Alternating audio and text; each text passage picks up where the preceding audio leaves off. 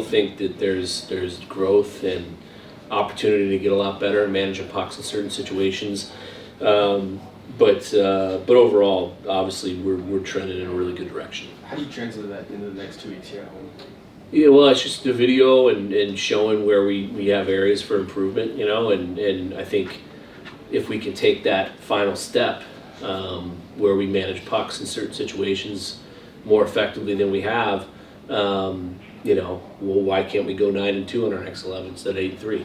You know, and that's the message. You know, we went through an utter gauntlet that could have broke us, and it didn't. And now we have to use that to our advantage and continue to find a way to get better. We still have room to grow.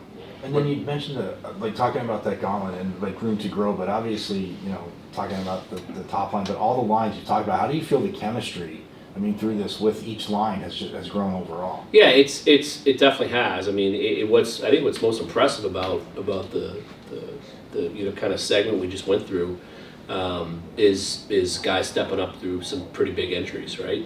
So just the depth of our definitely our forward group especially showed.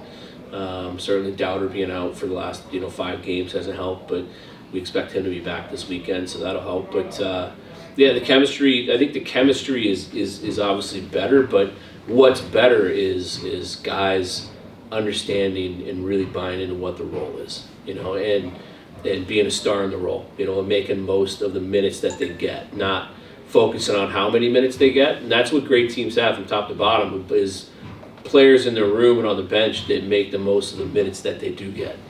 So I think that's what our guys have really flipped the script and bought into, and if we continue to stay that way, and like I said, make some improvements with some puck management, we think we can be even better. Any update on McGurn?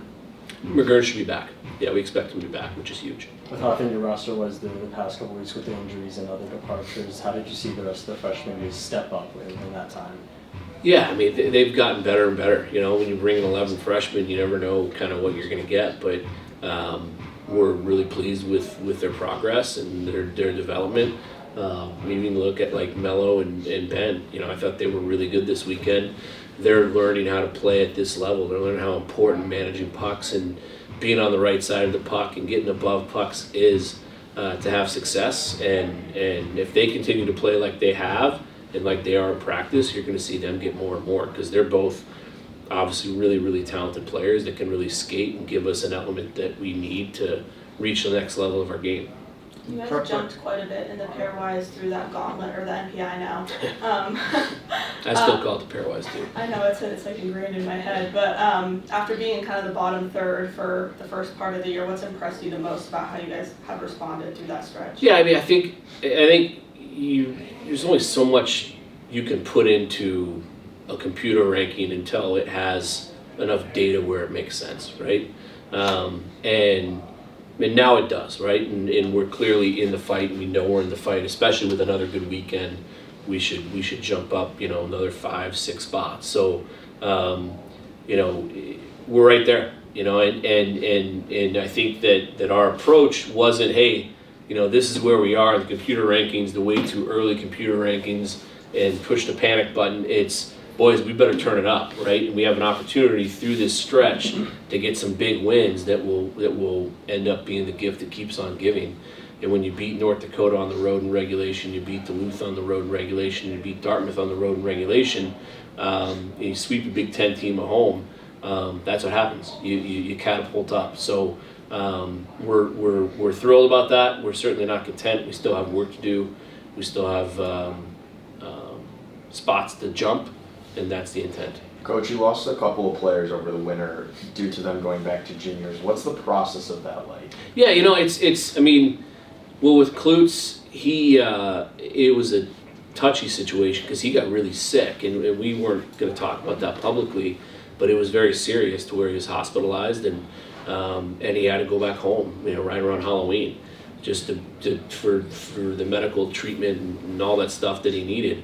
And we're just thrilled that he's healthy now, and he's back, and after being out so long and being so ill, it was the best for him to stay close to home and go back to junior, so there was no ill will, crazy stuff that happened there. And with Zeb, he's an unbelievable kid. He just wanted to play more, and that's the landscape now that we are in college hockey, with more scholarships available and deeper rosters. You see it happening on other teams too. I mean, it's going to happen, and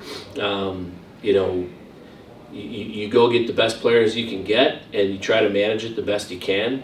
But we really liked our left side on our D-core, for various reasons with Bose and Richie and Kipper, who leads our D-core in points, and it was just tough for him to get in, and we wanted him to stay, but he made the decision that going back and getting ice time was going to be the best thing for him, and we completely support him.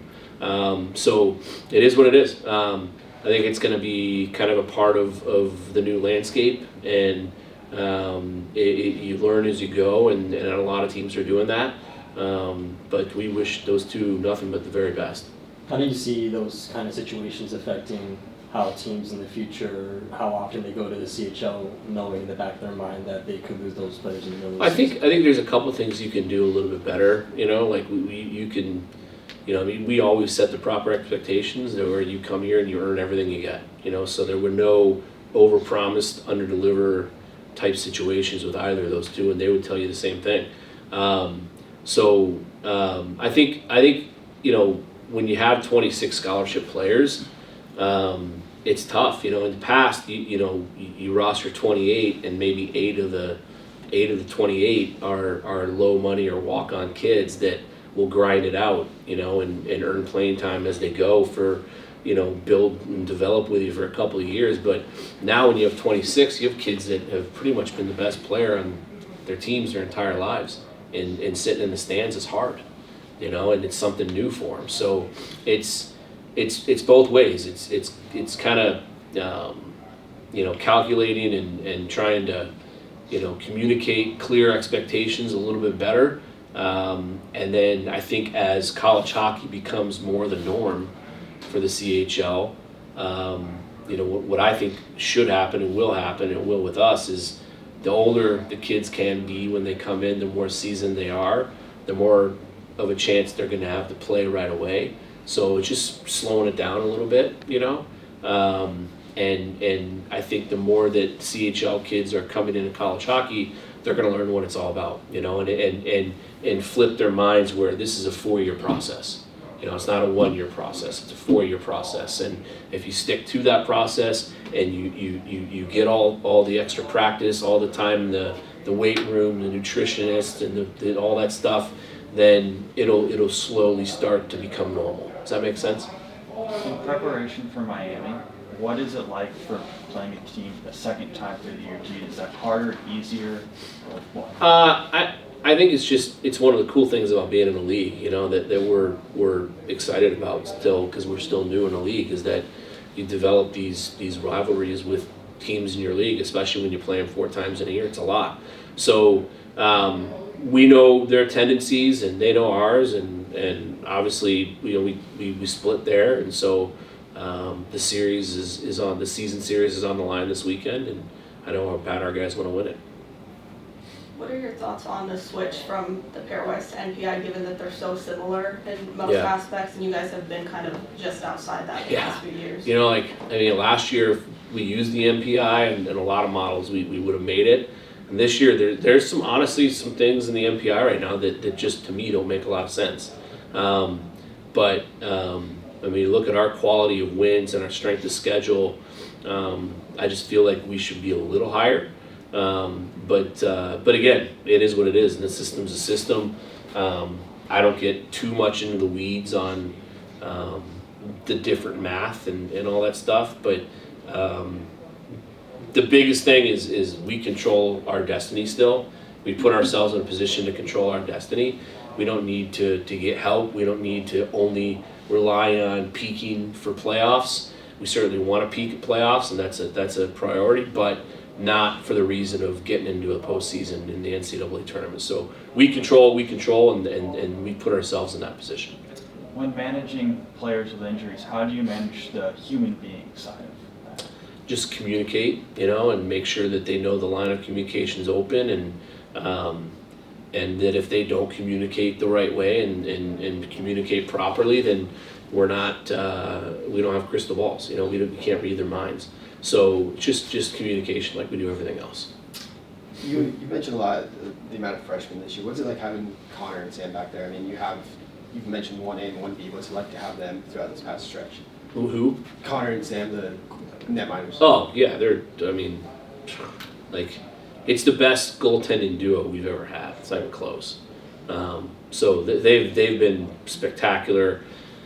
We know our guys. They would honestly tell you. I can tell you, I'm confident with either one in net. Obviously, Haz is getting more starts. He's the older guy with more experience, but Herbs can beat anybody on any given night. He went up and beat Duluth. And he's 2-0 in his last 2 starts. Yeah, so they're both great. They give a level of confidence. They let our guys, and you can start to see our guys really starting to play, and especially our top guys are playing free.